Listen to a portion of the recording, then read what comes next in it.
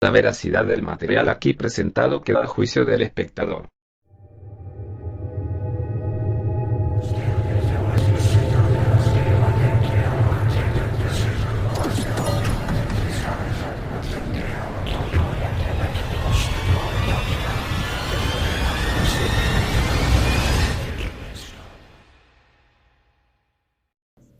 Es uno de los edificios más representativos de la Ciudad de México. Ubicada sobre el centro ceremonial más importante del Imperio Mexica, la Catedral de la Ciudad de México esconde secretos que ni siquiera los más devotos feligreses son capaces de imaginar. Saludos, querida audiencia. Aquí Araquil con un nuevo video. Hoy nos adentraremos en los misterios que oculta la Catedral de la Ciudad de México. Sin más que decir, esto es Encuentro Paranormal. La cripta de los arzobispos. La construcción de la cripta arzobispal fue ordenada por el arzobispo Monseñor Luis María Martínez y Rodríguez en 1937.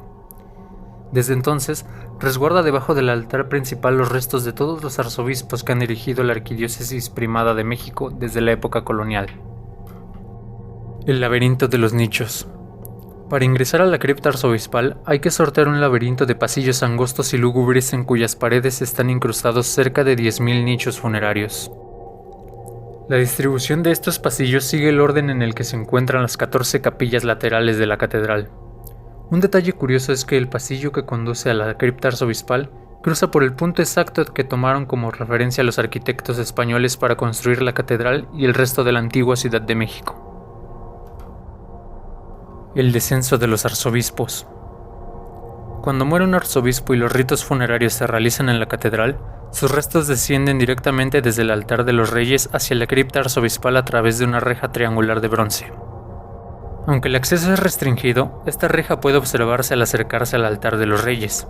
Claro que también puede verse desde abajo, en la antesala de la cripta arzobispal, desde donde resulta mucho más impresionante. El acceso a la cripta arzobispal. La cripta arzobispal está llena de detalles y símbolos a los que vale la pena prestarles atención. Por ejemplo, la puerta de acceso a la cripta fue hecha por el mismo mármol de la lápida de Monseñor Don Juan de Mañosca y Zamora, quien tuvo a su cargo el arzobispado entre 1643 y 1650. La inscripción que se lee sobre la puerta es la biografía de dicho arzobispo, acompañada por el escudo de armas de España. La cripta tiene forma de un hemiciclo. En el centro se encuentra un altar de cantera y atrás hay 60 nichos, de los cuales quedan 39 disponibles. Varios de los nichos ocupados fueron sellados con placas de bronce, y si observas el techo de la cripta podrás apreciar que está recubierta de oro. El arzobispo que se niega a partir. Entre las historias que rodean a este lugar hay una que ha dejado boquiabiertos a los mismos clérigos. Se trata del caso del cuerpo de Monseñor Darío Miranda Gómez, quien estuvo al frente de la arquidiócesis de 1956 a 1977.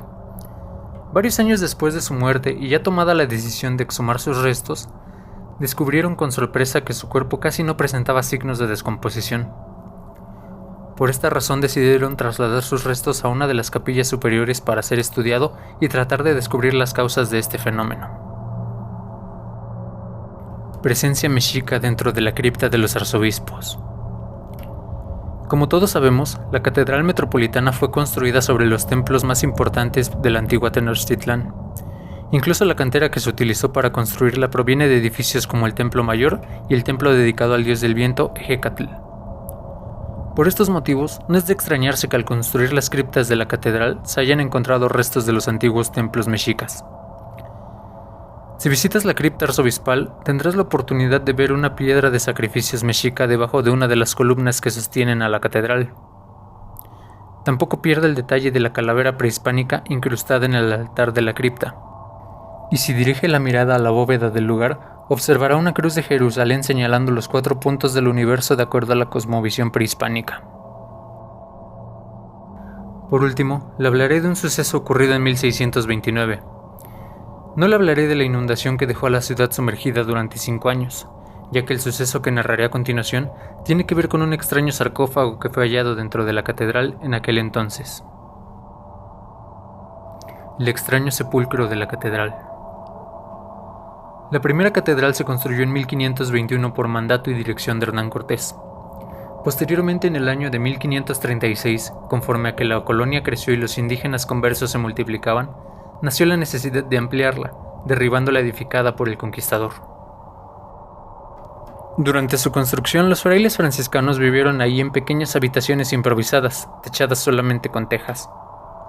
En el año de 1629 ocurrió una terrible inundación que anegó la catedral en construcción y también la sacristía. Fue entonces cuando los frailes Tomás de Salazar y Miguel de Aviña descubrieron el sarcófago. Los frailes avisaron de este hallazgo al Padre Superior, quien no supo qué hacer con el misterioso sarcófago, pues las aguas de la inundación no permitían llevarlo a otro sitio, así que lo movieron a un lugar en el que solo quedaba el lodo producido por el agua. Así pasaron los días hasta que las aguas bajaron y entonces el Padre Superior preguntó a los frailes Tomás y Miguel si recordaban el lugar exacto donde inicialmente lo habían encontrado. Los frailes contestaron que era imposible saberlo, ya que el agua impedía reconocer todo el terreno.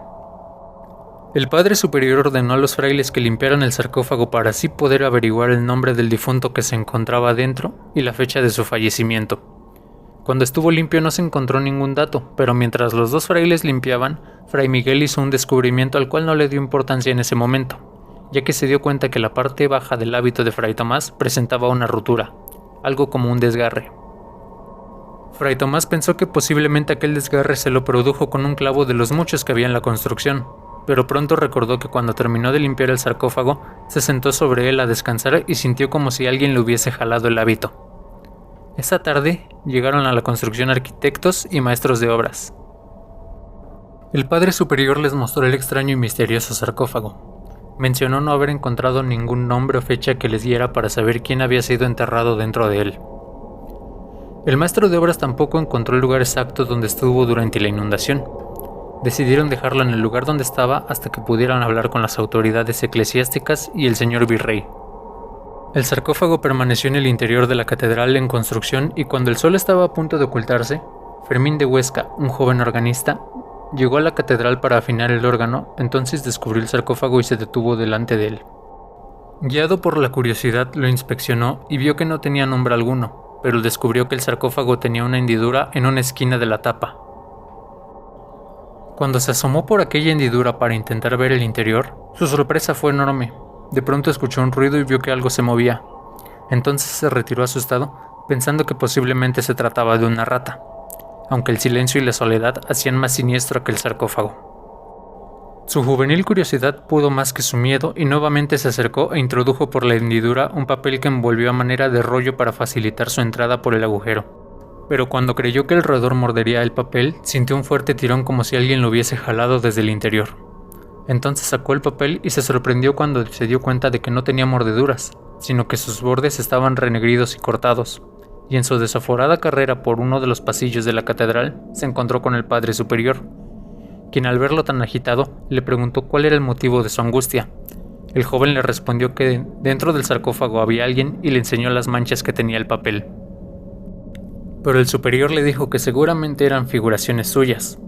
Aquel joven organista, temblando de miedo, le dijo que no volvería a acercarse al sarcófago e insistió diciéndole que dentro de él había algo vivo, y entonces se fue a toda prisa. El Padre Superior, alumbrado por un cirio, se acercó sin ningún temor al sarcófago y miró que la hendidura era muy pequeña, pero que cabía la posibilidad de que a través de ella se hubiera introducido algún roedor. Pegó el ojo en el agujero a la vez que intentó alumbrarse con la luz del cirio y de pronto se mostró aterrorizado y gritó: ¡Santo Dios! Comenzó a rezar y retrocediendo poco a poco se alejó de ahí. Al día siguiente las obras de construcción en la catedral se paralizaron y el franciscano acudió al Santo Oficio. El señor oidor le pidió que le explicara lo que había creído haber visto dentro del sarcófago, pero el Padre Superior no pudo describirlo.